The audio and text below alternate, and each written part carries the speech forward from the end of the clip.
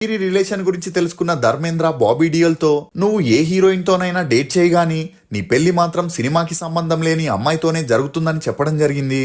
అలా ఆ తర్వాత బాబీ డియోల్ తనతో యాక్టింగ్ కోర్స్ లో జాయిన్ అయిన ట్వింకిల్ ఖన్నాతో పెరిగిన స్నేహం కారణంగా నీలం కొత్తారితో బ్రేకప్ చేసుకున్నాడు. ఇక ఇదిలా ఉంటే ధర్మేంద్ర తన కొడుకుని ఓన్ బ్యానర్ లోనే లాంచ్ చేయాలని విజేత ఫిలిం అనే ప్రొడక్షన్ హౌస్ ని ఓపెన్ చేసి మొదటి సినిమాగా బర్సాత్ అనే మూవీని ప్లాన్ చేశాడు.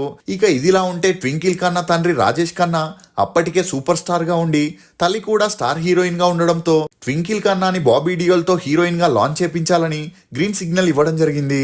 అలా ఈ మూవీ షూటింగ్ ఫారెన్ లో జరిగేటప్పుడు వీరిద్దరూ ఒకే రూమ్ లో ఉండేవారని, త్వరలోనే పెళ్లి చేసుకోబోతున్నారనే వార్తలు కూడా వినిపించాయి. ఇక ఈ మూవీ 8 కోట్ల బడ్జెట్ తో నిర్మించగా రిలీజ్ అయి 34 కోట్లని కలెక్ట్ చేసి బ్లాక్ బస్టర్ హిట్ గా నిలిచింది. అంతేకాకుండా ఈ మూవీకి గాను twinkle Khanna, Bobby Deol best debut actors గా ఫిలింఫేర్ అవార్డుని కూడా అందుకున్నారు. అలా ఆ తర్వాత